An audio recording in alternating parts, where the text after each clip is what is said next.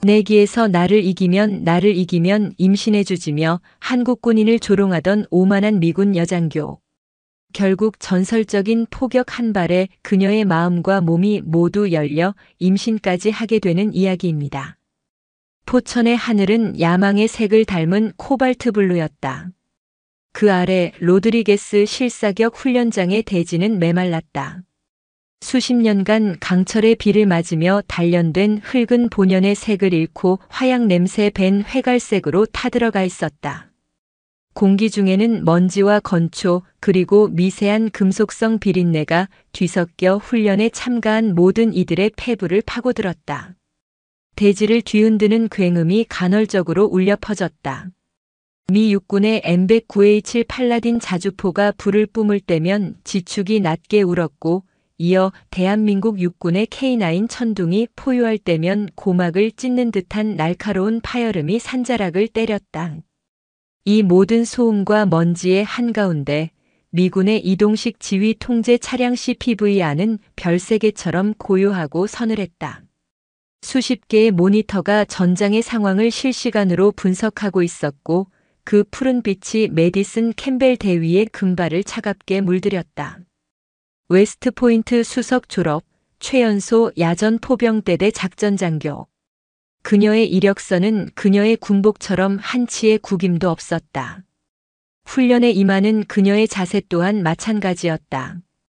꽉 조여 묶은 머리카락 한 올 흐트러지지 않은 채 그녀는 전장을 숫자로 읽고 확률로 지배했다. 그녀의 눈에 비친 이번 한미연합훈련은 협력이라는 이름으로 포장된 시연회에 불과했다. 세계 최강의 미군 화력 시스템이 동맹국의 낡은 시스템을 어떻게 보완하고 이끌어주는지 보여주는 자리. 그녀는 통역 장교를 통해 건너편 K9 포대의 지휘관과 교신했다. 알파 포대 귀측의 반응 속도가 우리 측 평균 데이터보다 0.7초 느리다라. 사격 재원 수신 후 격발까지의 시간을 단축할 필요가 있다. 이상. 냉정하고 사실에 기반한 지적이었지만 그 안에는 가르치려 드는 자의 오만함이 칼날처럼 숨어 있었다. 그녀는 모니터 한쪽에 잡힌 한국군 포대의 영상을 무심하게 훑었다. 흙먼지를 뒤집어 쓴 채 K9 자주포의 궤도를 점검하는 부사관의 모습이 눈에 들어왔다. 박도준 중사. 이번 훈련에 파견된 한국군 제5포병여단 승진부대 소속의 포반장이었다. 메디슨은 그의 파일을 간략하게 훑어본 기억이 있었다. 특이사항 없음. 그저 평범한 동양인 부사관. 그녀의 기준에서 그는 분석할 가치도 없는 변수였다. 그녀의 세계는 데이터와 시스템으로 이루어져 있었고 그 세계에서 박도준 같은 아날로그적 존재는 무의미한 노이즈에 가까웠다. 그 순간 박도준 중사가 고개를 들어 허공을 응시했다. 마치 수 킬로미터 밖 지휘 차량 안에 있는 그녀의 시선을 느끼기라도 한 것처럼. 그의 눈빛은 깊고 고요해서 그 안에 담긴 생각을 읽어낼 수 없었다. 메디슨은 자신도 모르게 미간을 찌푸렸다. 기분 나쁜 침묵이었다. 마치 자신의 완벽한 시스템이 이해할 수 없는 무언가가 저 눈빛 안에 존재하는 것 같았다. 대위님, 다음 훈련 브리핑 시간입니다. 부관의 말에 그녀는 상념을 떨쳐냈다. 모니터 속 박도준은 다시 몸을 숙여 그의 천둥을 어루만지고 있었다. 마치 살아있는 생물을 다루듯 조심스럽고 신중한 손길이었다. 메디슨은 코웃음을 쳤다. 저런 구시대적인 감상주의로는 단 1초의 시간도 단축할 수 없다. 전쟁은 감정이 아니라 계산이니까. 훈련장의 열기는 오후가 되자 절정에 달했다. 이날의 마지막 훈련 과제가 하달되었다. 사격장 끝 군망봉 중턱에 위치한 특수 표적 파괴 훈련. 그곳에는 이 훈련장에서 전설로 불리는 목표가 있었다. 최종 목표 코드네임 악마의 모르데벌즈 엠벌.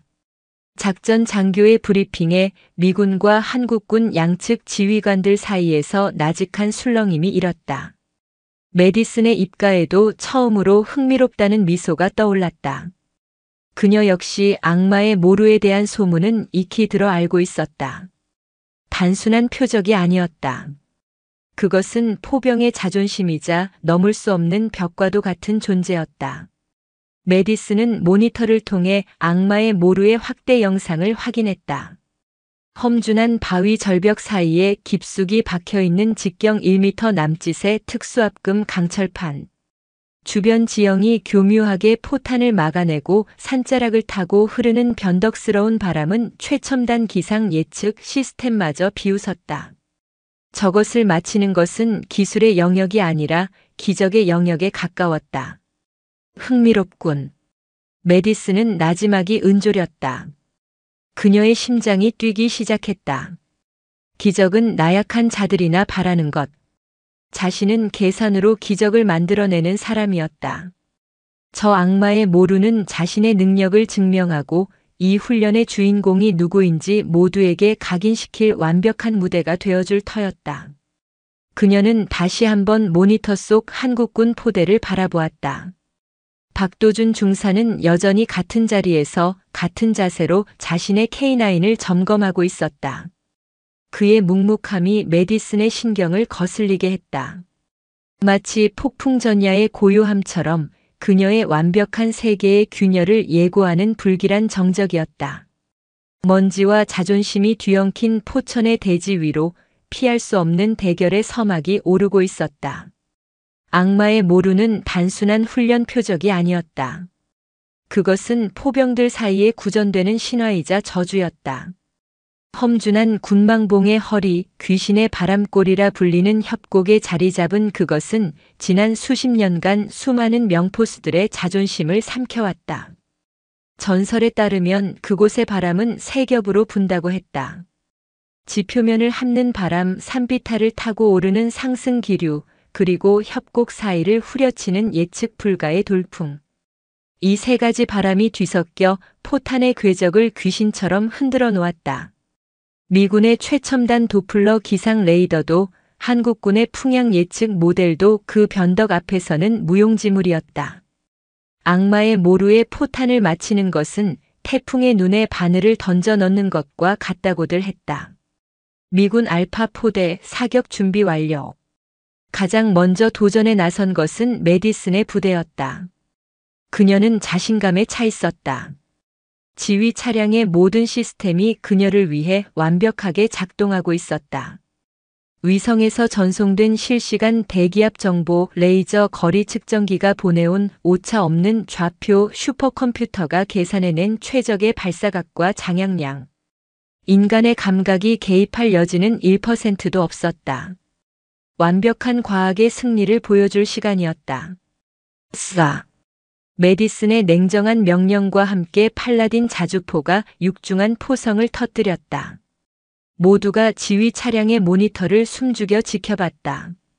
포탄 추적 시스템이 그려내는 비행 궤적은 거의 완벽에 가까웠다. 하지만 표적에 근접한 순간 궤적이 미세하게 흔들렸다. 보이지 않는 무언가가 포탄을 잡아채 옆으로 밀어내는 것 같았다. 쾅! 포탄은 악마의 모루를 불과 2m 옆에 두고 바위벽을 강타했다. 아쉬운 탄성이 여기저기서 터져나왔다. 젠장. 메디슨은 입술을 깨물었다. 데이터는 완벽했다. 문제는 현장의 변수, 저주받을 귀신의 바람골이었다. 데이터 보정. 풍속 변수 0.5% 상향 조정에서 재사격.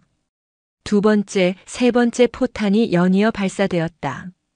포탄들은 악마의 모루 주변을 마치 조롱하듯 맴돌 뿐 단 한 발도 강철판에 닿지 못했다. 완벽한 시스템으로 무장했던 메디슨의 얼굴에 처음으로 초조한 기색이 어렸다. 자신의 통제 밖에 있는 무언가에 의해 패배하고 있다는 사실을 인정할 수 없었다. 그녀는 결국 현지 대기 데이터의 신뢰성에 문제가 있다며 책임을 외부로 돌리고 말았다.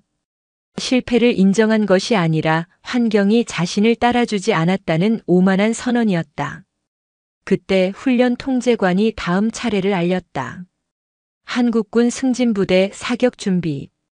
모든 시선이 흙먼지 속에 묵묵히 대기하던 K9 자주포로 향했다. 메디슨의 실패로 한껏 달아오른 분위기 속에서 박도준 중사가 포대에서 내렸다. 메디슨은 지휘 차량에서 내려 그 모습을 지켜보았다. 자신의 실패를 만회할 희생양이 등장한 것 같아 속으로 안도감마저 느꼈다. 저구식 장비와 아날로그적 인간이 무엇을 할 수 있겠는가? 바로 그 순간 끓어오르는 분노와 꺾인 자존심이 그녀 안에서 위험한 화학작용을 일으켰다. 그녀는 통역 장교를 대동하고 성큼성큼 박도준에게로 걸어갔다. 훈련장의 모든 소음이 거짓말처럼 멎었다. 박 중사. 메디슨은 그의 코앞에 서서 조롱기가 가득한 눈으로 그를 위아래로 훑쳤다. 내 수백만 달러짜리 최첨단 시스템도 실패했어. 그런데 당신의 저 낡은 고철 덩어리로 뭘 어쩔 생각이지? 통역 장교의 얼굴이 하얗게 질렸다. 이것은 군인 대 군인의 대화가 아니었다. 명백한 모욕이었다. 한국군 장병들의 얼굴이 굳어졌다. 하지만 박도준은 아무런 표정 변화 없이 그저 메디슨을 바라볼 뿐이었다. 그의 침묵은 메디슨의 오만함에 기름을 부었다. 좋아, 재미있는 제안을 하나 하지. 메디슨은 한쪽 입꼬리를 올리며 훈련장 전체에 울릴 만큼 또렷한 목소리로 말했다. 박 중사. 만약 당신이 저 악마의 모루를 맞춘다면 내가 당신과 결혼해주겠어. 당신의 아이까지 낳아주지.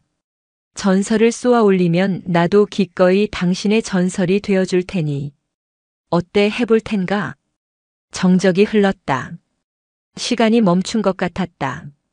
한국군 병사들은 경악과 분노로, 미군 병사들은 당혹감과 흥미로움으로 두 사람을 바라보았다. 한 여성 장교가 그것도 동맹군 부사관에게 던진 말이라고는 믿기지 않을 정도의 파격적이고 모욕적인 도발이었다. 그것은 단순한 내기가 아니었다. 인종과 계급, 성별에 대한 뿌리 깊은 경멸이 담긴 폭력이었다. 모두의 시선이 박도준의 입으로 쏠렸다. 그가 어떤 반응을 보일까? 분노를 터뜨릴까? 혹은 모욕감을 삼키고 물러설까? 박도준은 아주 천천히 고개를 들어 악마의 모루가 있는 아득한 산비탈을 한번 바라보았다. 그리고 다시 메디슨에게로 시선을 돌렸다. 그의 눈은 분노도 굴욕감도 아닌 알 수 없는 깊은 평온함에 잠겨 있었다. 그는 아무 말도 하지 않았다. 대신 자신의 포반원들을 향해 아주 작게 고개를 끄덕였다. 준비하라는 고요하고도 단호한 신호였다. 그 어떤 분노의 고함보다도 무겁고 서늘한 응답이었다. 훈련장의 공기는 이제 팽팽하게 당겨진 활시위처럼 금방이라도 터져버릴 듯한 긴장감으로 가득 찼다. 박도준의 고요한 응답은 불길과도 같았다. 그의 침묵은 메디슨의 도발을 정면으로 받아치며 이제 이 대결을 돌이킬 수 없는 지점으로 몰고 갔다. 그는 K9 자주포에 오르지 않았다. 대신 모두의 예상을 깨고 포대 앞에 맨 땅으로 걸어나갔다. 그리고는 허리를 숙여 메마른 흙 한 줌을 조심스럽게 집어들었다. 메디슨은 어이가 없다는 듯 팔짱을 꼈다. 지금 뭐 하는 거지? 주술이라도 부리나? 그녀의 눈에 비친 박도준의 행동은 원시적인 주술사의 의식처럼 보였다. 박도준은 쥔 흙을 손바닥 위에 펼쳐들고 눈을 감았다. 그는 모든 소음을 차단했다. 헬기의 프로펠러 소리, 발전기 돌아가는 소리, 사람들의 웅성거림 그 모든 것을 지우고 오직 하나에만 집중했다. 바로 바람이었다. 그는 뺨을 스치는 공기의 미세한 흐름, 귓가를 간지리는 바람의 속삭임, 그리고 손바닥에 흙가루가 흩날리는 각도와 속도를 온몸의 감각으로 읽어내고 있었다. 그의 눈이 번쩍 뜨였다. 그는 흙을 털어내고는 이번에는 훈련장 한쪽에 세워진 낡은 풍향계의 천 조각을 응시했다. 미군들이 위성 데이터를 볼 때 그는 펄럭이는 천 조각의 미세한 떨림을 읽었다. 천이 힘없이 축 늘어지는 순간과 팽팽하게 당겨지는 순간의 불규칙한 주기. 그는 그 안에서 귀신의 바람골이 내쉬는 숨의 패턴을 찾고 있었다. 그것은 데이터가 알려주지 않는 대지가 들려주는 이야기였다. 미쳤군. 메디슨의 부관이 나지막이 중얼거렸다. 하지만 메디슨은 아무 말도 하지 않았다. 그녀의 얼굴에서 조롱기는 사라져 있었다. 이해할 수는 없었지만 박도준을 감싸고 있는 압도적인 집중력과 진중함에 자신도 모르게 압도당하고 있었다. 저것은 쇼가 아니었다. 수만 시간의 훈련과 경험이 체화된 자만이 보여줄 수 있는 경지, 일종의 도화 같은 것이었다. 몇 분 같은 시간이 흐른 후 박도준은 마침내 움직였다. 그는 자신의 K9으로 돌아와 해치를 열고 안으로 들어갔다. 그의 뒤를 따라 포반원들이 일사불란하게 움직였다. 그들의 눈에는 박도준에 대한 절대적인 신뢰가 담겨 있었다. 포수, 고각 네스두루 하나오. 편각 두루세스 영의영. 박도준의 목소리는 낮고 건조했지만 그 안에는 강철 같은 확신이 실려 있었다. 포수가 그의 말을 복창하며 빠르게 조준 핸들을 돌렸다. 그가 부른 좌표는 미군 시스템이 계산한 최적의 값과 미세하게 달랐다. 인간의 감각으로 조정한 세상에 단 하나뿐인 발사 재원이었다. 장약 7호. 모든 준비가 끝났다. K9의 포신이 악마의 모루를 향해 굳건히 고정되었다. 포탑 내부의 공기가 팽팽하게 압축되는 듯한 긴장감이 흘렀다. 박도준은 발사 버튼 위에 엄지손가락을 올리고 다시 눈을 감았다. 그는 머릿속으로 포탄의 비행을 그리고 있었다. 바람을 타고 바람을 가르고 마침내 바람을 이겨내는 한 발의 포탄을. 그리고 정확히 3초 후 그가 예측한 최적의 바람이 불어올 그 순간을 기다렸다. 하나, 둘, 셋, 쏴. 결코 크지 않았지만 훈련장 전체를 얼어붙게 만든 단호한 명령이었다. 쿵우. K9 천둥이 이름 그대로 하늘을 찢는 포효를 토해냈다. 육중한 차체가 지축을 울리며 뒤로 밀려났고 포구에서 뿜어져 나온 화염이 주변 공기를 태워버릴 듯 이글거렸다. 155mm 고폭탄은 하얀 연기의 꼬리를 그리며 포물선을 그리며 솟구쳐 이내 시야에서 사라졌다. 훈련장의 모든 이들이 숨을 죽였다. 시간은 멈췄고 세상에는 오직 포탄이 바람을 가르는 소리만이 존재하는 듯 했다. 메디슨은 자신도 모르게 주먹을 꽉 쥐고 있었다. 그녀의 심장이 미친 듯이 뛰었다. 제발 빗나가라. 이성이 아닌 본능이 외치고 있었다. 포탄의 예상 착탄 시간까지 약 40초. 그 영겁과도 같은 시간 동안 모두의 시선은 관측소에서 전송되는 대형 스크린에 고정되었다. 스크린 속 군망봉의 풍경은 평화롭기만 했다. 아무 일도 일어나지 않을 것 같았다. 메디슨이 안도의 한숨을 내쉬려던 바로 그 순간이었다. 번쩍. 스크린의 한 점 악마의 모루가 있던 바로 그 자리에서 섬광이 터져나왔다. 소리 없는 폭발. 뒤이어 아주 약간의 시차를 두고 강철이 찢어지고 바위가 깨지는 파열음이 메아리가 되어 훈련장까지 날아왔다. 쾅! 관측 카메라가 주민한 화면은 충격 그 자체였다. 악마의 모루는 형체도 없이 사라져 있었다. 그 주변의 바위벽까지 움푹 파여 마치 거대한 거인이 분노의 주먹을 내지른 듯한 흔적만이 선명하게 남아 있었다. 정확한 완벽한 신의 영역이라 불릴 만한 명중이었다. 훈련장을 뒤덮고 있던 침묵이 깨졌다. 처음에는 한두 명의 나직한 탄성으로 시작된 소리가 이내 한국군 진영 전체를 뒤흔드는 거대한 함성으로 폭발했다.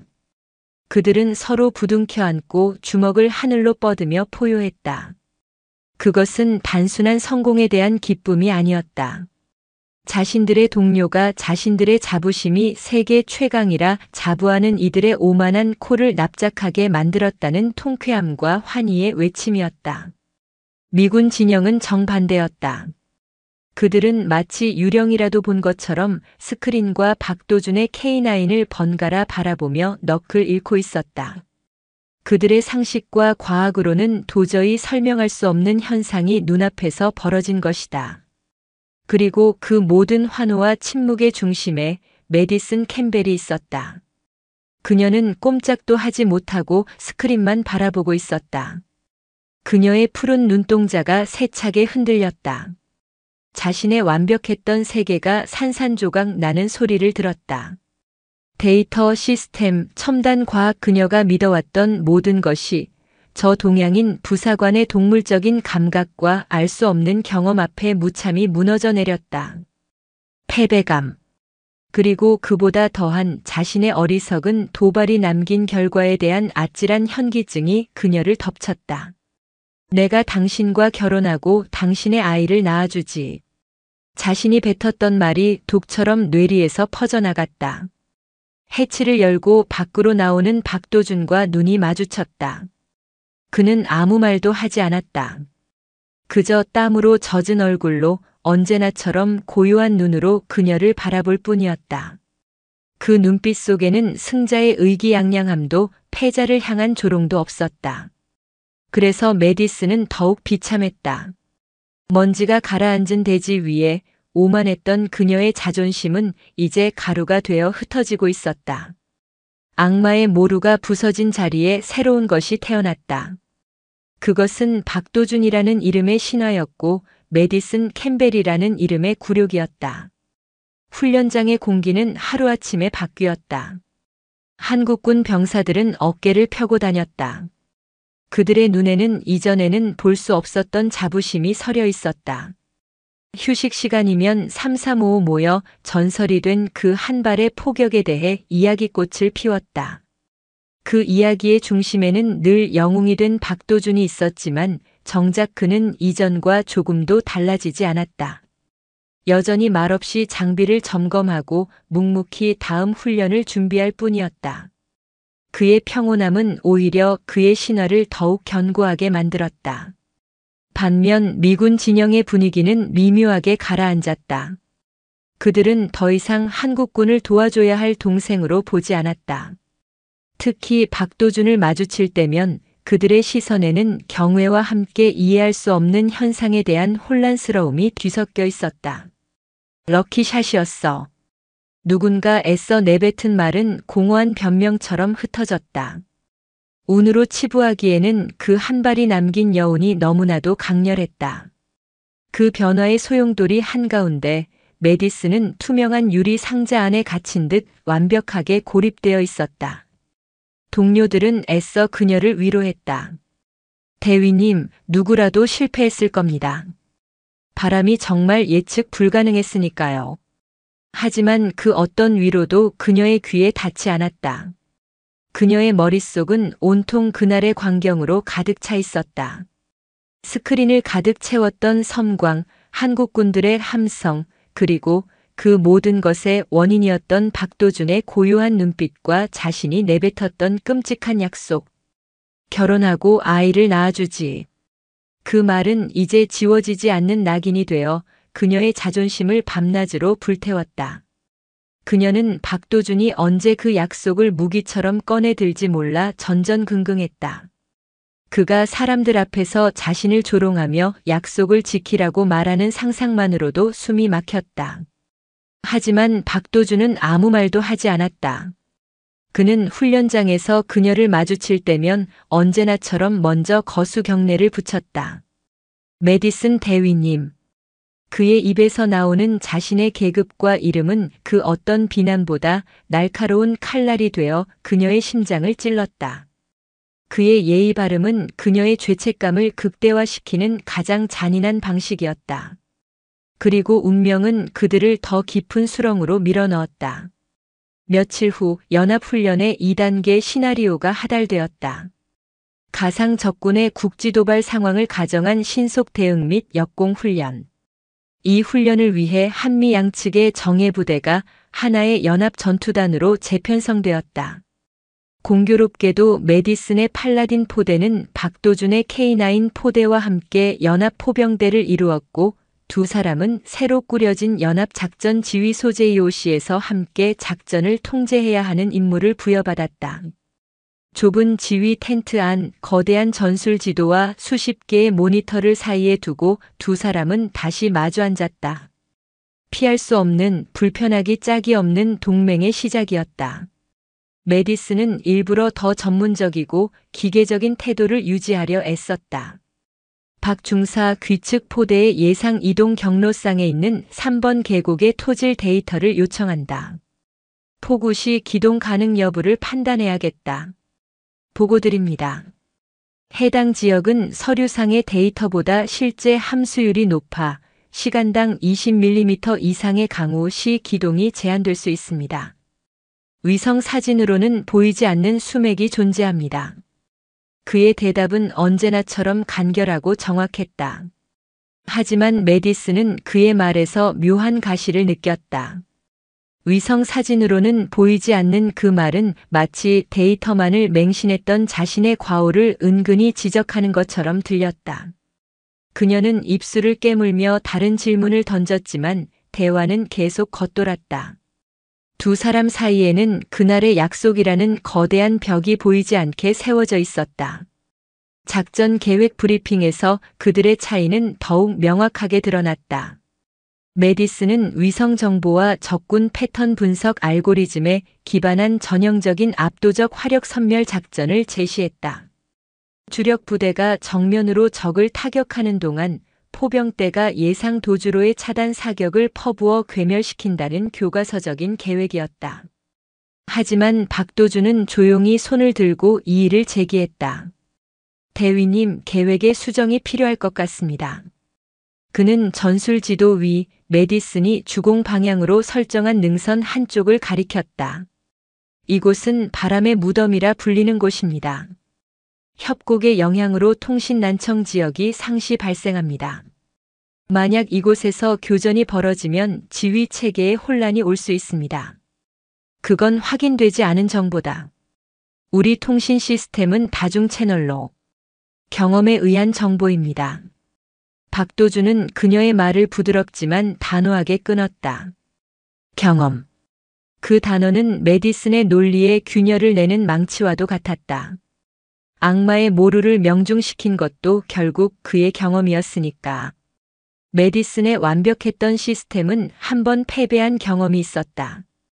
또다시 패배할 수도 있었다. 그녀의 이마에 식은땀이 배어나왔다. 그녀는 그의 이의를 마지못해 받아들여 계획을 일부 수정했다. 하지만 마음속의 불편함은 더욱 커져만 갔다. 그를 인정해야 한다는 이성과 그래서는 안 된다는 자존심이 격렬하게 충돌했다. 이 불편한 동맹은 과연 성공할 수 있을 것인가? 그날 밤 마침내 훈련 개시 명령이 하달되었다. 연합 전투단이 어둠을 뚫고 기동을 시작했다. 그리고 마치 그들의 불안한 미래를 예고라도 하듯 먹구름이 달빛을 집어삼키기 시작했다. 미군의 기상 예측 시스템은 잔잔한 구름이라고 보고했지만 박도준은 막사를 나서며 하늘을 올려다보고 나직이 의졸였다. 비가 쏟아지겠군. 그의 예언처럼 차가운 빗방울이 하나둘 떨어지기 시작했다. 그것은 곧 거대한 폭풍이 되어 불편한 동맹을 시험할 거친 무대에 막을 올리고 있었다. 박도준의 예언은 현실이 되었다. 밤이 깊어지자 장대비가 쏟아지기 시작했다. 하늘에 구멍이라도 뚫린 듯한 폭우는 순식간에 훈련장의 흙길을 진창으로 바꿔놓았다. 육중한 장갑차의 궤도가 헛돌기 시작했고 부대의 기동 속도는 현저히 떨어졌다. 연합작전 지휘소 JOC 안 메디슨은 타들어가는 속으로 모니터를 노려보고 있었다. 그녀의 완벽했던 작전 계획은 시작부터 삐걱거렸다. 최첨단 기상 예측 시스템은 시간당 10mm 내외의 약한 비를 예보했지만 실제 강우량은 그 3배를 넘어서고 있었다. 젠장, 이게 무슨... 그때였다. 치직거리는 소음과 함께 통신병이 다급하게 외쳤다. 대위님, 주력 부대와의 통신이 두절됐습니다. OPFOR 대항군의 기습입니다. 어의삼 능선에 위치한 통신 중계탑이 피격된 것으로 보입니다. 지휘소 안의 공기가 순식간에 얼어붙었다. 박도준이 경고했던 바로 그 바람의 무덤에서 일이 터진 것이다. 적의 기습, 통신 두절, 악천후. 전장에서 마주칠 수 있는 최악의 상황들이 한꺼번에 닥쳐왔다. 모니터의 전술 상황판은 대부분 신호 없음으로 깜빡였고 아군 부대들은 칠흑 같은 어둠과 빛 속에서 지휘부와 연결이 끊긴 채 고립되었다. 매뉴얼대로 대응한다. 메디슨은 본능적으로 소리쳤다. 미 육군 야전 교범 FM에 따르면 이런 상황에서 지휘부가 내려야 할 조치는 명확했다. 현 위치 사수 및 방어 태세 전환. 통신 복구를 최우선으로 하며 지원군을 대기한다. 그것이 가장 안전하고 가장 합리적이며 가장 논리적인 판단이었다. 그녀는 즉시 예비 통신망을 가동하고 방어 진지 구축을 명령하려 했다. 잠깐만입니다. 그때 그녀의 앞을 막아서는 그림자가 있었다. 박도준이었다. 지금 방어 태세로 전환하는 것은 자살 행위입니다. 뭐라고? 박 중사, 이건 교범에 따른. 대항군은 우리의 교범을 역으로 이용할 겁니다. 우리가 통신 복구를 위해 허둥대는 동안 그들은 이비를 엄폐물 삼아 완벽한 포위망을 구축할 겁니다. 우리가 이곳에 숨어 있다는 걸 이미 알고 있을 테니까요. 박도준은 깜빡이는 디지털 스크린 대신 텐트 구석에 걸려있던 낡은 종이 지도를 펼쳤다. 그는 손가락으로 지도 위의 한 지점을 가리켰다. 위성 사진상으로는 폭우로 인해 완전히 물에 잠겨 기동 불가로 판정된 지역이었다. 이곳으로 가야 합니다. 거긴 계곡이야. 지금 수량이 불어 장갑차는커녕 사람도 건너지 못해. 메디슨의 부관이 소리쳤다. 아닙니다. 저곳은 제가 20번도 더 넘어본 곳입니다. 계곡의 중앙은 수심이 깊지만 가장자리의 자갈밭은 성인 무릎 정도 깊이밖에 되지 않습니다. 폭우가 오히려 물살을 분산시켜 숙련된 조종수라면 충분히 도하가 가능합니다. 그의 눈이 번뜩였다. 마치 여우처럼 교활하고 대담한 빛이었다. 대항군은 우리가 가장 안전한 길을 택할 것이라 믿고 그 길목에 매복해 있을 겁니다. 그렇다면 우리는 가장 위험한 길, 그들이 상상조차 하지 못할 길로 가야 합니다. 이 폭풍은 우리의 약점이 아니라 우리의 가장 강력한 아군이 되어줄 겁니다. 그것은 여우의 묘수였다. 적의 예상을 뒤엎고 위기를 기회로 바꾸는 발상의 전환. 그는 지도 위에 새로운 작전 계획을 그려보였다.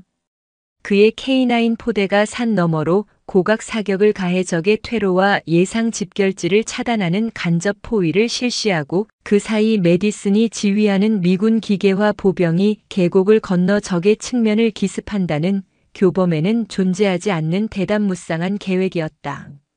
지휘소 안의 모든 장교들이 그를 미친 사람처럼 쳐다봤다. 모든 것을 데이터와 확률에 의존해온 메디슨에게는 도박과도 같은, 아니, 거의 자살 행위에 가까운 계획이었다.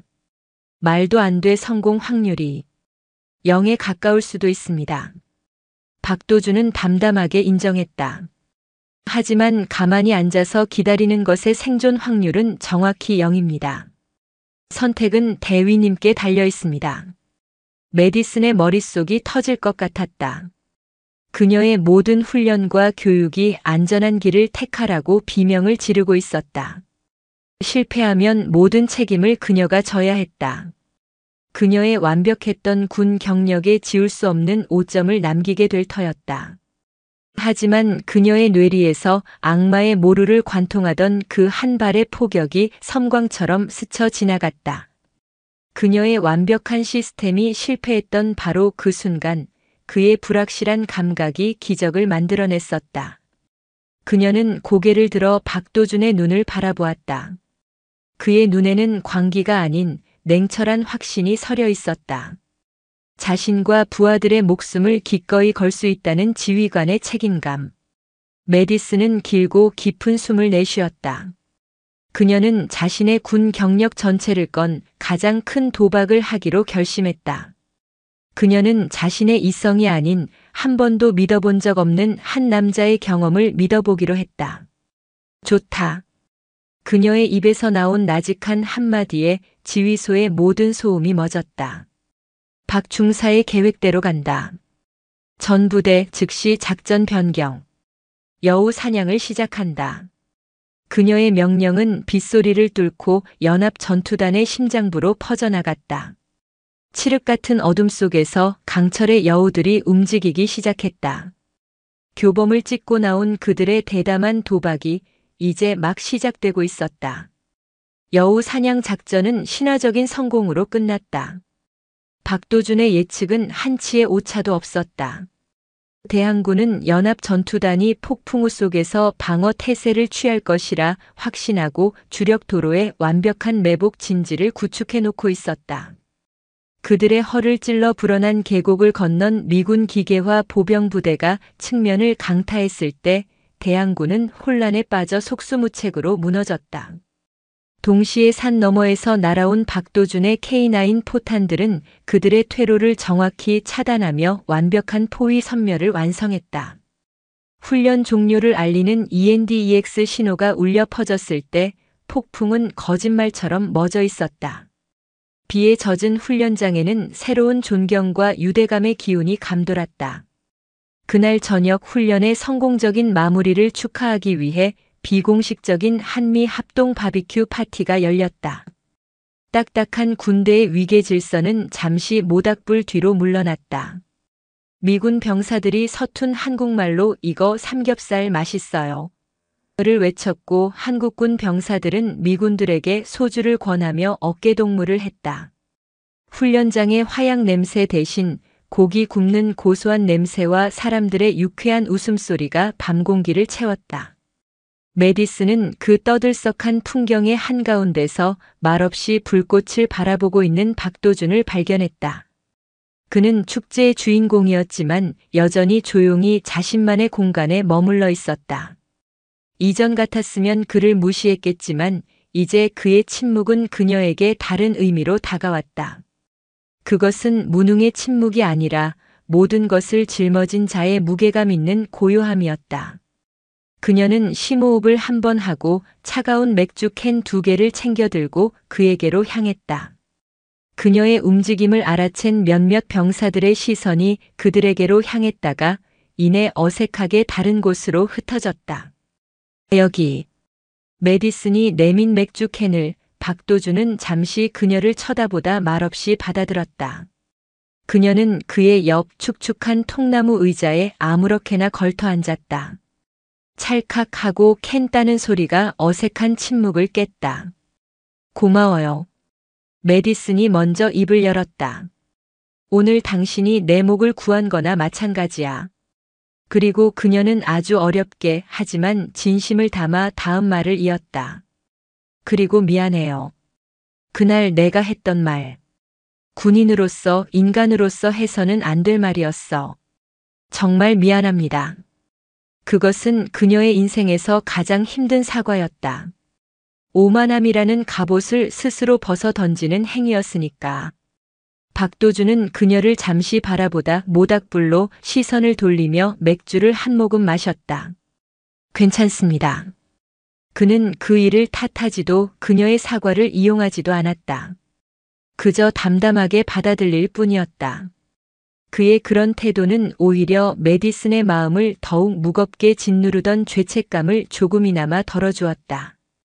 어떻게 그렇게 확신할 수 있었죠? 메디슨이 물었다. 그 계곡, 그 바람, 적의 움직임까지 마치 미래라도 본 것처럼. 박도준은 희미하게 웃었다. 미래를 본 게 아닙니다. 과거를 기억했을 뿐입니다. 그는 타닥타닥 타들어가는 불꽃을 보며 처음으로 자신의 이야기를 꺼냈다. 제가 하사였을 때 아주 아끼던 후임이 있었습니다. 저와 똑같은 훈련 중에 제가 내린 잘못된 사격 재원 때문에 큰 부상을 입을 뻔했습니다. 아주 작은 계산 착오였죠. 다행히 크게 다치지는 않았지만 저는 그날 밤새 한숨도 자지 못했습니다. 제 판단 하나에 부하들의 목숨이 달려있다는 걸 뼛속 깊이 깨달았거든요. 그 이후로 저는 교범보다 땅을, 데이터보다 바람을 먼저 믿게 됐습니다. 저 땅과 바람은 최소한 거짓말은 하지 않으니까요. 그의 목소리는 담담했지만 그 안에는 깊은 책임감과 아픔이 묻어 있었다. 메디슨은 비로소 그의 과묵함과 신중함의 이유를 알 수 있었다. 그것은 나약함이 아니라 타인의 생명을 짊어진 자의 거룩한 무게감이었다. 그의 이야기는 메디슨으로 하여금 자신의 갑옷을 돌아보게 만들었다. 나는 당신과 반대였던 것 같네요. 그녀는 씁쓸하게 웃으며 자신의 이야기를 시작했다. 웨스트포인트의 유일한 동양인 생도였던 룸메이트, 남자들 사이에서 인정받기 위해 악착같이 버텨야 했던 날들, 조금의 실수도 용납되지 않았던 숨막히는 경쟁. 그녀의 오만함은 타고난 것이 아니라 살아남기 위해 만들어낸 방패이자 칼이었다. 약해 보이면 잡아먹히는 정글에서 그녀는 누구보다 강한 척해야만 했다.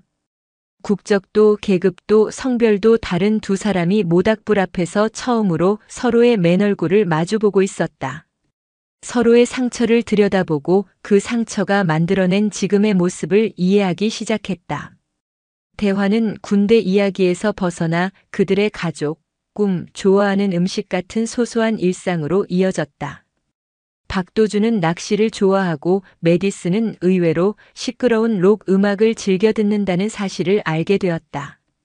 그들은 서로가 생각했던 것보다 훨씬 더 닮아 있다는 것을 깨달았다. 어느새 밤은 깊어지고 모닥불은 사그라들어 붉은 숲만 남아 있었다. 두 사람 사이에는 편안한 침묵이 흘렀다. 그날의 모욕적인 약속은 여전히 그들 사이에 존재했지만 이제 그것은 더 이상 굴욕의 상징도 승리의 전리품도 아니었다. 그것은 서로의 가장 부끄러운 모습과 가장 빛나는 모습을 모두 목격하게 만든 기묘하고도 강력한 연결고리가 되어 있었다.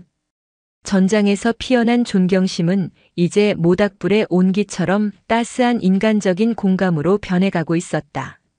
아직 사랑이라 부르기엔 일렀지만 강철 같던 두 사람의 심장 사이에 단단한 신뢰의 다리가 놓이고 있었다.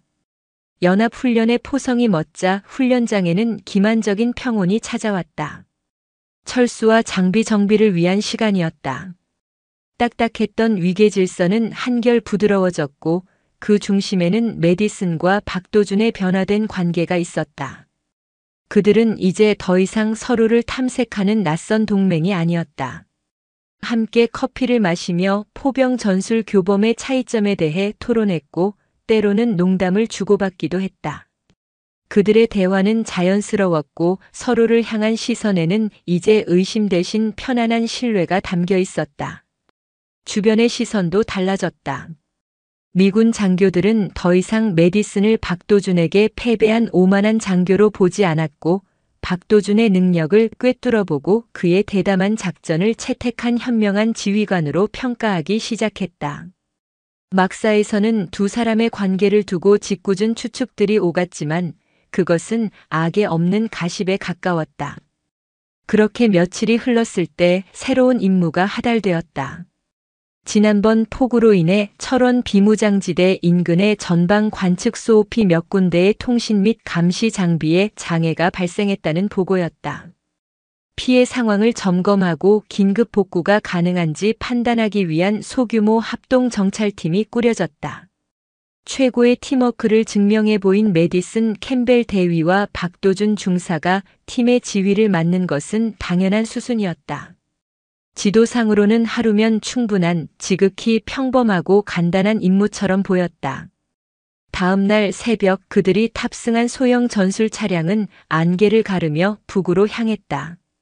한국 전쟁의 상흔이 곳곳에 유령처럼 남아있는 철원 평야의 풍경은 스산하리만치 아름다웠다. 메디슨은 차창 밖으로 스치는 녹슨 철조망과 무너진 차물을 보며 깊은 생각에 잠겼다. 이곳에서 얼마나 많은 사람들이 죽어갔을까? 그녀가 지금까지 훈련장에서 쏘아 올린 포탄들은 모두 가상의 적을 향한 것이었지만 이곳의 공기에는 실제 죽음의 냄새가 배어 있는 듯했다. 첫 번째와 두 번째 OP의 점검은 순조롭게 끝났다. 문제는 가장 깊숙한 곳에 위치한 마지막 OP로 향하는 길에서 발생했다. 갑자기 하늘이 어두워지기 시작했다. 맑았던 하늘은 순식간에 낯빛으로 변했고 굵은 빗방울이 차창을 때렸다. 단순한 소나기가 아니었다. 한여름 산악지대 특유의 국지성 호우였다. 기상대는 뒤늦게 호우주의보를 발령했지만 이미 좁은 산악도로의 중턱까지 들어온 그들에게는 너무 늦은 경고였다. 젠장, 또야? 메디슨이 욕설을 뱉으며 와이퍼 속도를 높였다. 빗줄기는 앞이 보이지 않을 정도로 거세졌고 길은 진흙탕으로 변해 바퀴가 미끄러지기 시작했다. 박도준은 말없이 운전대를 꽉 쥔 채 험준한 절벽 옆으로 아슬아슬하게 난 길을 따라 차를 몰았다. 바로 그 순간이었다. 우웅. 땅 전체가 낮게 울리는 듯한 불길한 소리가 들려왔다. 단순한 천둥 소리가 아니었다. 산이 거대한 생명체처럼 비명을 지르는 소리였다. 박도준의 얼굴이 하얗게 질렸다. 그는 본능적으로 소리쳤다. 대위님, 꽉 잡아. 그가 미친 듯이 핸들을 오른쪽으로 꺾는 것과 동시에 차창 밖으로 믿을 수 없는 광경이 펼쳐졌다. 그들이 방금 지나온 길 위쪽의 산비탈이 거대한 파도처럼 무너져 내리고 있었다. 수십 년 된 나무들이 성냥개비처럼 부러지고 집채만 한 바위와 흙더미가 모든 것을 집어삼키며 그들을 향해 돌진해왔다. 콰르르르르릉.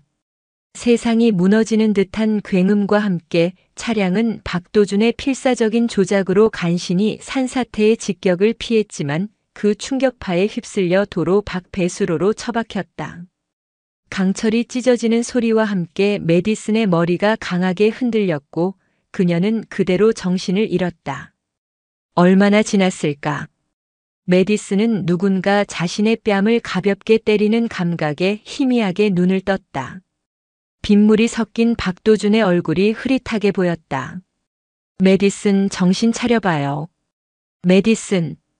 그는 처음으로 그녀의 이름을 부르고 있었다. 메디슨은 신음하며 몸을 일으켰다. 차량은 반파된 채 처박혀 있었고 창밖은 아수라장이었다. 그들이 달려왔던 길은 완전히 사라져 있었다. 거대한 흙과 바위 더미가 도로를 집어삼켜 마치 세상의 끝에 선 듯한 절벽을 만들어 놓았다.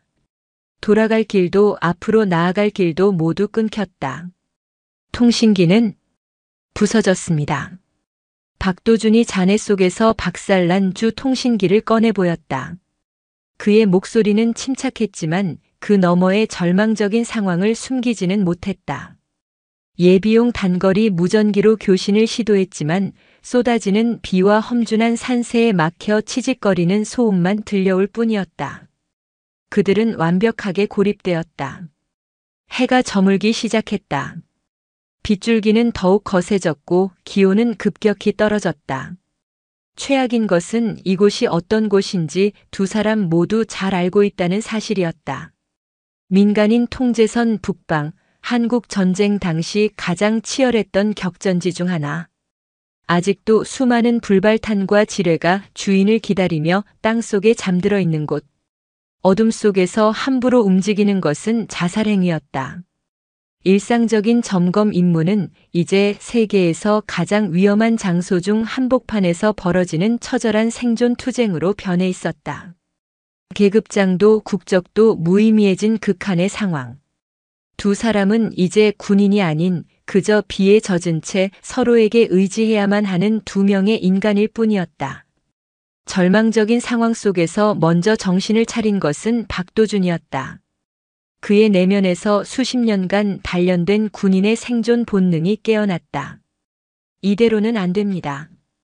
저체온증이 오기 전에 비라도 피할 곳을 찾아야 합니다. 그는 반파된 차량에서 구급상자와 비상용 담요, 그리고 얼마 남지 않은 식량을 챙겼다. 메디슨은 차에서 내리려다 비명을 지르며 주저앉았다. 충돌의 충격으로 왼쪽 발목이 심하게 부어 있었다. 젠장. 자신의 무력함에 화가 난 그녀의 눈에 눈물이 고였다. 그때 박도준이 그녀 앞에 등을 보이며 웅크리고 앉았다. 업히십시오. 뭐? 안 돼. 당신 혼자라도. 부상당한 전우를 버려두고 가는 건 내 군 생활에 없습니다. 이건 명령입니다, 대위님. 그의 목소리에는 거부할 수 없는 힘이 실려 있었다. 메디슨은 잠시 망설이다 결국 그의 등에 조심스럽게 엎였다. 그녀의 군 경력에서 처음 겪어보는 굴욕이자 가장 따뜻한 경험이었다.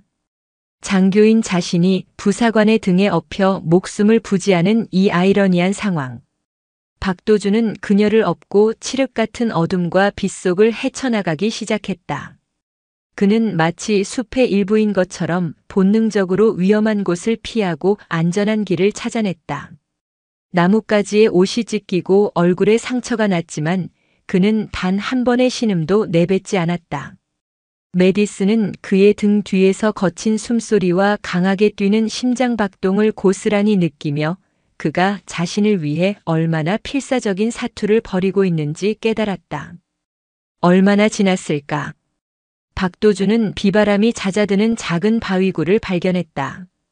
한국 전쟁 당시 인민군 패잔병들이 숨어 지냈을 법한 인간의 온기라고는 찾아볼 수 없는 차갑고 축축한 공간이었다. 하지만 지금 그들에게 그곳은 세상에서 가장 안락한 피난처였다. 그는 조심스럽게 메디슨을 내려놓고 그녀의 부은 발목을 살폈다.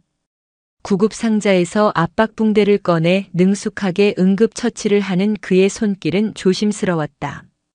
그의 손이 스칠 때마다 메디슨은 온몸에 전기가 흐르는 듯한 기묘한 감각을 느꼈다. 동굴 밖에서는 세상이 끝날 것처럼 비바람이 몰아쳤다. 그 소리는 역설적으로 동굴 안의 두 사람을 세상과 완벽하게 분리시켰다. 좁고 어두운 공간 안 두 사람은 비상용 담요 한 장을 나누어 덮고 서로의 체온에 의지했다. 추위와 두려움 그리고 기묘한 안도감이 뒤섞인 침묵이 흘렀다. 무서워요? 박도준이 나직하게 물었다. 메디슨은 고개를 저으려다 이내 정직하게 고개를 끄덕였다. 그녀는 지금껏 누구에게도 자신의 두려움을 인정해 본 적이 없었다. 두려워요. 죽는 것보다 여기서 이렇게 아무것도 하지 못하고 실패자로 끝나는 게 더 두려워. 그녀의 목소리가 가늘게 떨렸다. 어둠 속에서 그녀는 처음으로 자신의 가장 깊은 속내를 털어놓았다. 완벽해야 한다는 강박, 실패에 대한 공포. 그녀를 지탱해온 자존심의 갑옷이 한꺼풀씩 벗겨져 내리고 있었다. 박도준은 말없이 그녀의 어깨를 감싸 안았다. 나도 두렵습니다. 그의 고백은 메디슨에게 큰 충격이었다. 언제나 강철처럼 단단해 보였던 그가 두려움을 인정하다니. 내 판단 하나에 부하들의 목숨이 달렸다고 생각하면 매일 밤 잠을 설칩니다. 강한 척하지만 사실은 누구보다 겁이 많습니다. 그래서 더 신중해지려고 노력할 뿐입니다. 그들은 어둠 속에서 군인이 아닌 상처받기 쉬운 한 명의 인간으로서 서로의 영혼을 마주보았다. 존경과 신뢰, 연민과 공감. 지난 몇 주간 쌓아 올린 모든 감정들이 좁은 동굴 안에서 폭발 직전의 임계점까지 응축되고 있었다. 비바람 소리만이 가득하던 동굴 안 어느 순간 두 사람의 숨소리만이 들리기 시작했다. 박도준이 천천히 고개를 돌렸다. 어둠 속에서도 그의 눈동자가 별처럼 빛나는 것이 보였다. 메디슨도 홀린 듯 그를 마주보았다. 이성과 논리는 빗소리에 씻겨나간 지 오래였다. 남은 것은 오직 원초적인 이끌림뿐. 누가 먼저랄 것도 없이 그들의 얼굴이 가까워졌다. 차가운 동굴 공기와 대조되는 뜨거운 숨결이 서로의 입술에 닿았다. 그리고 마침내 그들의 입술이 겹쳐졌다. 처음에는 차갑고 망설이던 입맞춤은 이내 걷잡을 수 없는 열기로 타올랐다. 그것은 달콤한 로맨스가 아니었다. 죽음의 공포 앞에서 서로의 생존을 확인하는 절박하고도 격렬한 키스였다. 지난 시간의 모든 오해와 갈등, 그리고 애써 눌러왔던 감정들이 그 키스 속에서 하나로 녹아내렸다. 시간이 얼마나 흘렀을까? 그들의 입술이 떨어졌을 때 동굴 밖의 비바람은 어느새 조금씩 잦아들고 있었다. 동굴 입구 쪽에서 희미한 새벽빛이 새어 들어오고 있었다. 폭풍 같은 밤이 지나고 새로운 아침이 오고 있었다. 그들은 여전히 세상의 끝에 고립되어 있었지만 더 이상 혼자가 아니었다. 그들의 관계는 이제 돌이킬 수 없는 강을 건넜다. 군인도 국적도 아닌 오직 서로의 심장 소리만이 유일한 진실이 된 새로운 세상이 그들 앞에 펼쳐지고 있었다. 새벽빛은 희망이었지만 동시에 냉혹한 현실을 비추는 거울이기도 했다. 밤사이의 격정적인 입맞춤은 사라지지 않는 잔상처럼 두 사람 사이의 공기를 무겁게 채우고 있었다. 그들은 여전히 고립된 상태였고 살아남아야 했다. 메디슨의 발목은 밤새 더 심하게 부어올라 이제는 제대로 땅을 딛기조차 힘들었다. 박도준은 말없이 자신의 전투복 소매를 찢어 단단한 부목을 만들었다. 그리고 어젯밤처럼 다시 한번 그녀 앞에 등을 내밀었다. 어색한 침묵 속에서 메디슨은 그의 등에 엎였다. 이제 그 행위는 더 이상 굴욕이 아니었다. 서로의 심장이 맞닿는 세상에서 가장 절박한 의지의 표현이었다. 박도준은 밤새 내린 비로 무너진 지형을 놀라운 감각으로 읽어내며 한 걸음 한 걸음 신중하게 나아갔다. 그의 등은 세상에서 가장 안전한 요새처럼 느껴졌다. 메디슨은 그의 목을 감싸 안은 채 그의 땀과 흙냄새, 그리고 그의 강인한 생명력에 모든 것을 맡겼다. 몇 시간에 걸친 사투 끝에 그들은 마침내 시야가 트이는 능선에 도착했다. 박도준은 곧바로 예비 무전기를 꺼내 통신을 시도했다. 치직거리는 소음 속에서 희미하게 아군의 응답 신호가 잡혔다. 여기는 알파우둘, 여기는 알파우둘. 조난 위치 철원. 배터리가 깜빡이며 마지막 신호를 보내는 순간까지 그는 필사적으로 자신들의 위치를 알렸다. 그리고 마침내 무전기는 침묵에 잠겼다. 이제 그들이 할 수 있는 것은 오직 기다리는 것뿐이었다. 얼마나 지났을까?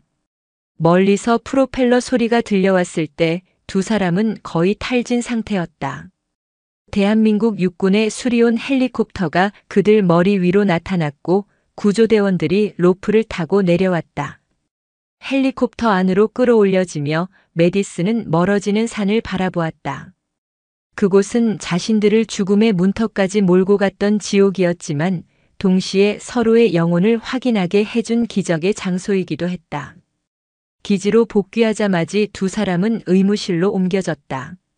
사건의 경위는 악천후 속 성공적인 합동 생존 사례로 공식 기록되었고 두 사람은 오히려 영웅적인 군인으로 칭송받았다. 하지만 그 누구도 그들이 동굴 속에서 나눈 비밀에 대해서는 알지 못했다. 그 밤의 진실은 오직 두 사람의 심장 속에만 봉인되었다. 그리고 이별의 시간은 너무나도 빨리 찾아왔다.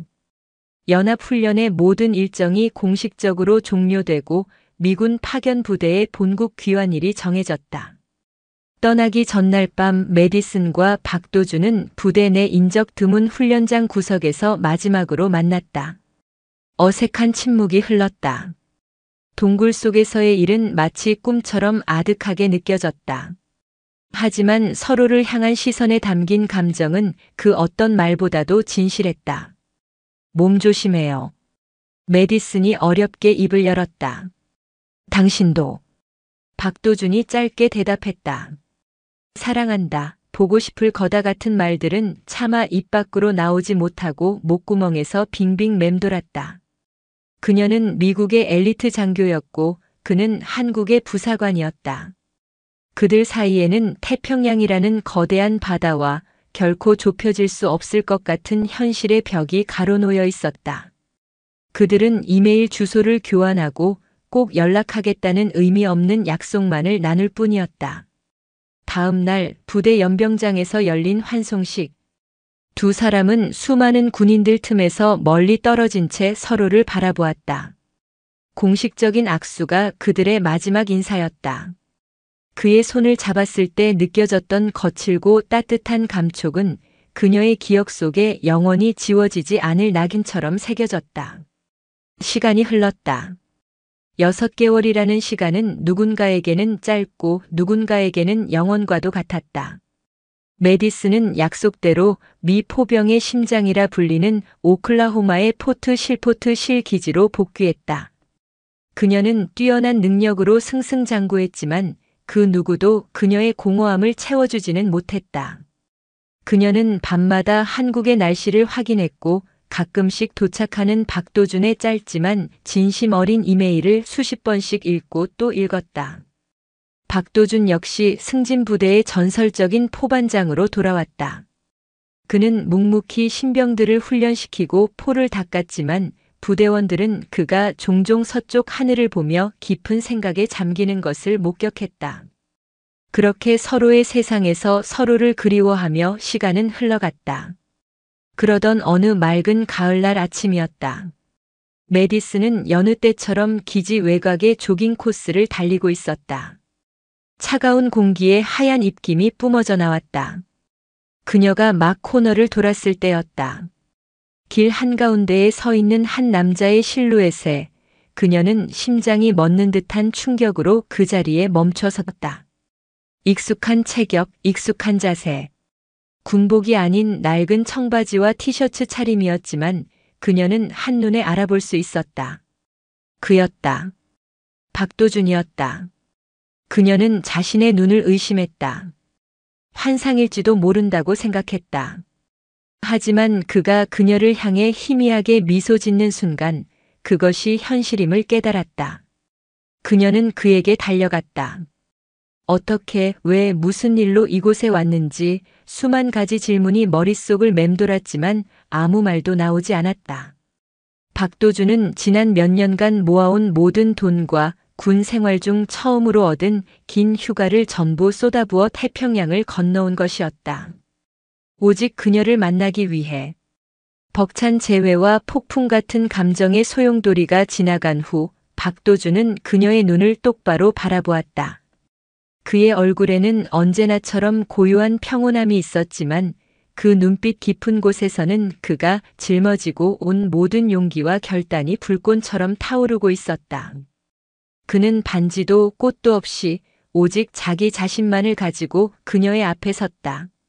그리고 그들의 이야기를 시작했던 바로 그 약속으로 마침표를 찍기 위해 입을 열었다. 메디슨 캠벨 대위. 그의 목소리는 낮았지만 그 어떤 포성보다도 단단했다. 나는 악마의 모루를 명중시켰습니다. 그리고 당신은 약속을 했습니다. 그는 한 걸음 그녀에게 다가섰다. 이제 그 약속을 지켜줄 시간입니다. 오클라호마의 차가운 가을 아침 공기 속에서 박도준의 마지막 말은 하나의 완결된 포탄처럼 메디슨의 심장 한가운데에 명중했다. 수천 킬로미터의 거리와 수개월의 시간을 뚫고 날아온 그의 약속은 거부할 수 없는 운명처럼 그녀의 모든 방어선을 무너뜨렸다. 그녀의 반응은 단순한 예스가 아니었다. 그것은 지난 시간 동안 억눌러왔던 모든 감정의 폭발이었다. 처음에는 눈물이 터져 나왔다. 그 다음엔 웃음이 터졌다. 그녀는 울면서 웃고 웃으면서 울었다. 그녀는 그의 단단한 가슴을 주먹으로 툭툭 치며 소리쳤다. 미쳤어, 당신 정말 미쳤어. 그걸 아직도 기억한단 말이야? 그런 멍청한 내기를 여기까지 오다니 제정신이 아니야. 그녀의 말은 원망처럼 들렸지만 그 안에는 세상 모든 감사가 담겨 있었다. 박도준은 그저 희미하게 웃으며 그녀의 주먹을 부드럽게 받아주고 있었다. 그의 흔들림 없는 평온함이 폭풍처럼 몰아치는 그녀의 감정을 잠재우는 유일한 닻이었다. 마침내 메디슨은 그의 목을 끌어안고 입을 맞췄다. 철원의 어두운 동굴 속에서 나눴던 절박한 키스와는 달랐다. 그것은 절망이 아닌 희망을, 끝이 아닌 시작을 약속하는 입맞춤이었다. 오만한 내기로 시작된 그들의 이야기는 이제 한 남자의 목숨을 건 순정으로 새로운 장을 열고 있었다. 하지만 동화는 거기까지였다. 현실의 벽은 높고 단단했다. 미군 현역 장교와 대한민국 육군 현역 부사관의 국제결혼. 그것은 두 개의 거대한 군사 조직과 두 개의 다른 문화, 그리고 두 개의 낯선 가족이 충돌하고 융합해야 하는 거대한 프로젝트의 시작을 의미했다. 가장 먼저 부딪힌 것은 군대라는 이름의 관료주의였다. 서류는 산더미처럼 쌓였다. 신원조회, 안보심사, 상급 지휘관과의 면담, 합동군법무관의 법률 자문. 그 과정은 마치 끝나지 않는 미로와도 같았다. 메디슨은 자신의 모든 인맥과 논리적인 설득 능력을 총동원해 미 국방성에 굳게 닫힌 문을 두드렸다.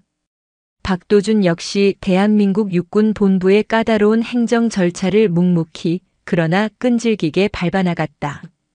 그들의 지휘관들은 처음에는 회의적이었다. 한순간의 감정으로 군인의 본분을 저버리는 것이라며 질책하는 이도 있었다. 하지만 두 사람은 흔들리지 않았다.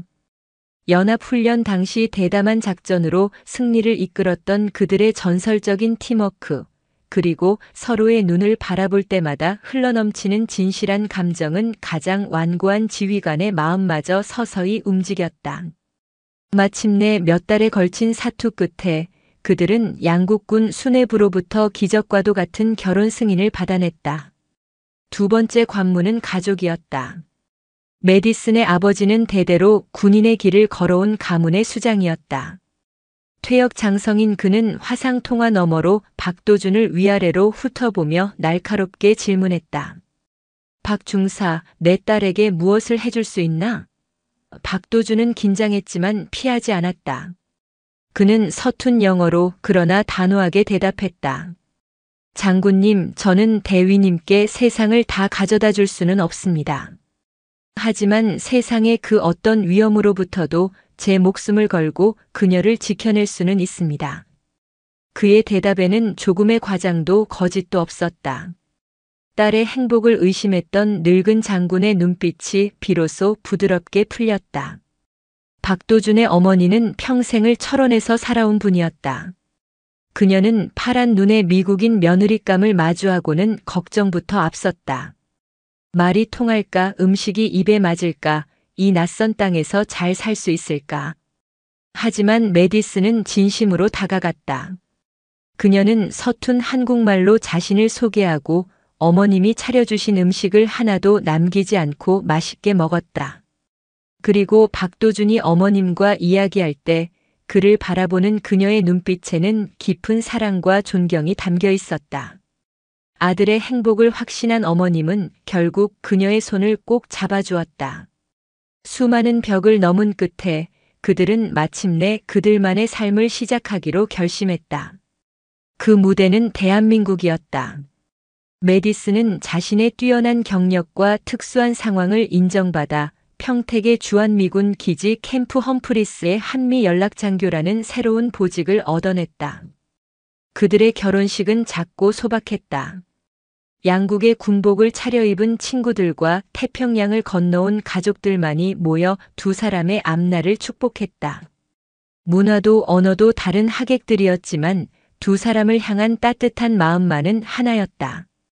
평택의 작은 아파트에서 그들의 신혼생활이 시작되었다. 메디슨은 퇴근 후 낯선 한글 간판이 가득한 재래시장을 누비며 서툰 솜씨로 저녁거리를 장만했다. 박도준은 휴일이면 소파에 앉아 룰도 모르는 미식 축구를 보며 아내가 열광하는 이유를 이해하려 애썼다. 때로는 사소한 문화 차이로 다투기도 했지만 그들은 언제나 서로를 향한 존중과 사랑으로 그 간극을 메워나갔다. 그렇게 1년이 흘렀다. 메디슨의 뱃속에 새로운 생명이 자라기 시작했다. 입덧으로 고생하는 아내를 위해 박도준은 밤새 인터넷을 뒤져 서양식 수프를 끓였다. 점점 불러오는 아내의 배를 보며 그는 매일 밤 동화책을 읽어주었다.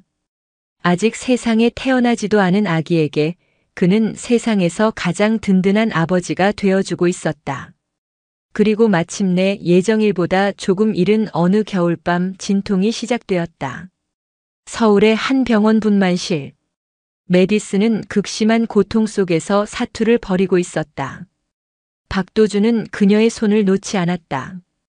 그는 훈련장에서 그 어떤 위기 상황에서도 평정을 잃지 않았던 강철의 사나이였지만 지금은 사랑하는 아내의 고통 앞에서 아무것도 해줄 수 없다는 무력감에 입술을 깨물고 있었다.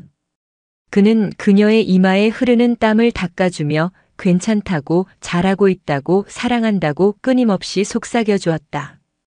그것은 그가 해줄 수 있는 유일한 응원이자 기도였다. 몇 시간에 걸친 사투 끝에 마침내 세상을 찢는 듯한 아기의 울음소리가 분만실을 가득 채웠다. 응애으 응애으. 그것은 그들이 지금껏 들어왔던 그 어떤 포성보다도 우렁차고 희망적인 소리였다. 박도준은 탈진한 채 가쁜 숨을 몰아쉬는 아내와 간호사의 품에 안겨 우렁차게 울고 있는 자신의 아이를 번갈아 보며 눈물을 흘렸다. 잠시 후 조심스럽게 아이를 품에 안은 그는 경이로움에 말을 잃었다. 자신을 닮은 검은 눈동자와 아내를 닮은 옅은 갈색 머리카락. 작지만 힘찬 심장 박동이 그의 가슴으로 고스란히 전해져 왔다. 그는 땀에 젖은 채 미소 짓고 있는 메디슨에게 다가가 아기의 작은 손을 그녀의 손 위에 올려놓았다. 그리고 그녀의 이마에 부드럽게 입을 맞추며 세상에서 가장 낮은 목소리로 속삭였다. 내 인생의 새로운 목표야. 그의 목소리는 벅찬 감동으로 미세하게 떨리고 있었다. 당신과 이 아이를 지키는 것.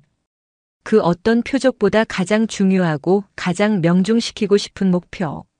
메디슨의 눈에서 행복의 눈물이 흘러내렸다. 그녀는 남편의 손을 힘껏 잡았다. 오만한 도발로 시작되었던 그들의 인연은 이제 세상에서 가장 위대한 사랑의 결실을 맺었다. 포연과 화염 속에서 단련된 강철의 심장은 이제 한 생명의 온기를 지키는 따뜻한 요새가 되었다. 창밖으로 새로운 아침이 밝아오고 있었다.